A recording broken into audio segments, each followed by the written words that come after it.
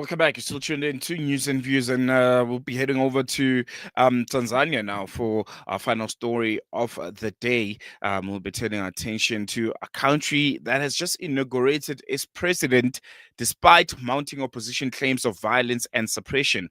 While Samia Salulu Hassan was officially sworn in, the main opposition party says at least 800 people and possibly many more were killed during election day protests.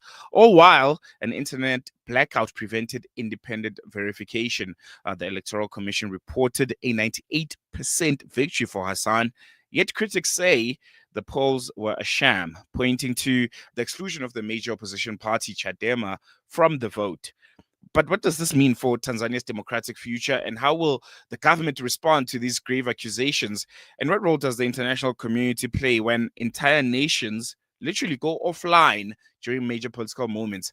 And to help us explore and unpack all of this is seasoned Tanzanian journalist and media analyst who has over 2 decades of experience covering politics, governance, and human rights in East Africa, Ansbert Ngurumo. Brother Ansbert, thank you so much for joining us. Always a pleasure having you here on Salam Media. And the last time you and I spoke, there were protests all over Tanzania. And fast forward a few days later, we are speaking of an inauguration of the same president who those protests were against. Good morning. How are you doing? Thank you. Thank you so much. Thank Just a quick analysis of the current state of affairs regarding the inauguration of the president and the circumstances that it has occurred under. Okay. Well, the situation is not as much as we expected to be. Like, expected a better situation, but as I speak, the situation on the ground is still the same in terms of feelings. Of course, internet has resumed, and from yesterday, people can reach people. Communication is working now. We are tracking our relatives, our friends, especially those who have been arrested, and we are tracing those who are dead. But the same feeling of fear is still there. Now the government is in control. The protests have subsided, of course, and what is more shocking now is the fact that government forces are now tracking people from their homes. Mm. The young people are in trouble because we never know what is going on when they arrest them again from their homes. If they suspect them, they have been involved in the violence in the protests. That's one of the most recent fears. But the thing is, the cost of living is rising. As you know, many fuel stations were, destroyed, and some transport facilities were also demolished. So the food prices are coming up, and the fuel prices are up.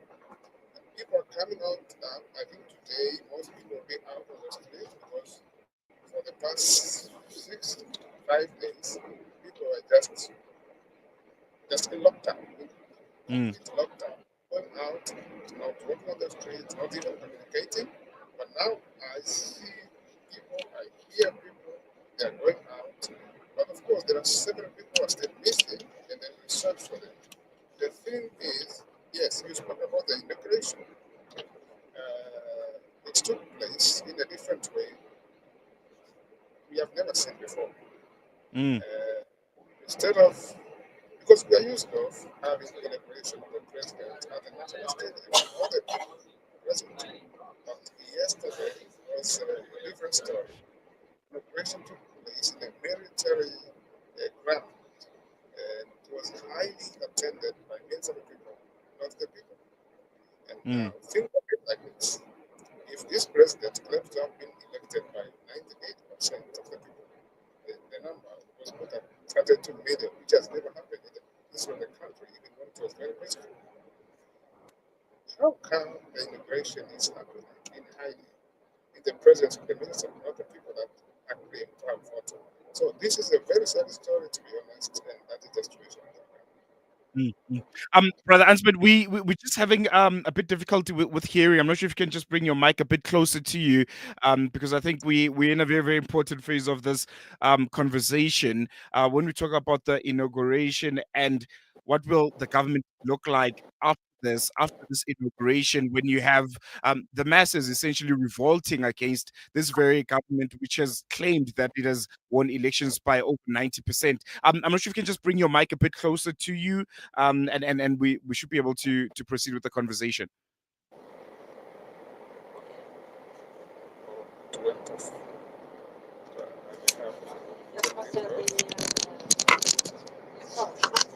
Can you hear me now? Yes, I think it's slightly better.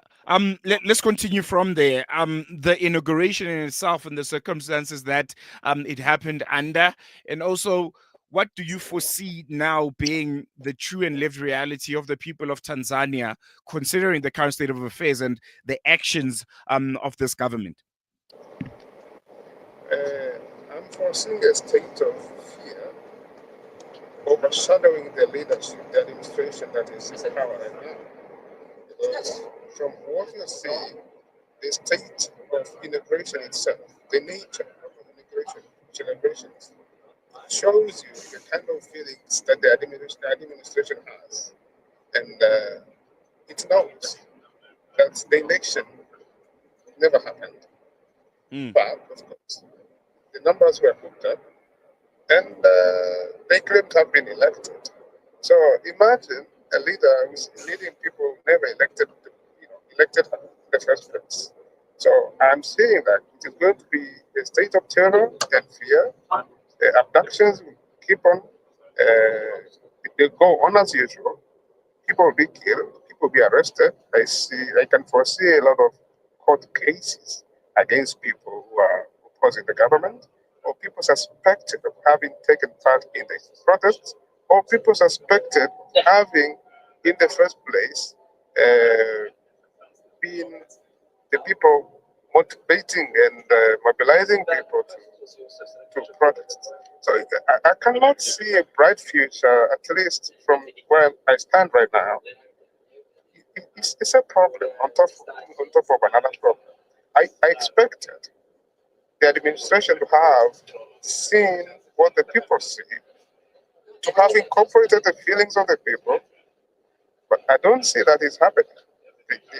I can see anger from the part of the administration, even from the president's speech. She was alleging that the process did not, in fact, were not involving her people. It was people from other countries. Imagine mm, she is accusing other countries of demonstrating in her country. But we all know the people have died, have relatives there. They're people we know. So we see them, we know them. And so this is the feeling that the administration has, and I don't think it will go as well for the nation. mm, mm. Unfortunately, we have run out of time. And I think, this is going to be a really, really interesting state of affairs, Brother Ansbert. But I think this administration is one that you and I are going to be talking about for a very, very long time, considering the current state of affairs and how essentially they've come into power. But we're going to leave it here for now. Really, really appreciate it. Yeah, sure. There you go, Brother Ansbert Ngurumo, seasoned Tanzanian journalist. They're painting a really bleak picture when it comes to Tanzania and its future. This comes after that highly, highly contested elections. Well, not highly contested, but highly, I don't know, highly not contested because, well, they want other political parties involved. But it was an election that a lot of people on the African continent and within Tanzania itself looked at and thought this was not a true and reflection of what the people of Tanzania have voted for. There was allegations of all kinds of violence, people disappearing, people from political parties, from various other political parties who have disappeared, they've been captured. And I think it's quite clear that while the country has formally now installed its new president, questions of legitimacy, questions of accountability, and human rights are going to remain unresolved for a very, very long time. We've been tracking and following Tanzania for some time now, especially after elections, that there have been reports of hundreds that have been killed, combined with that internet blackout and media restrictions. They're highlighting the fragility of democratic processes, especially when citizens cannot freely express themselves or access information. So, yeah, for Tanzania, the road ahead will be a very, very closely watched one, by its people, by the region, and by the international community, and by us here on Salam Media. We'll try to give you the latest coming out of East Africa. Otherwise, we've come to the end of today's edition of News and Views. Thank you so much for staying with us.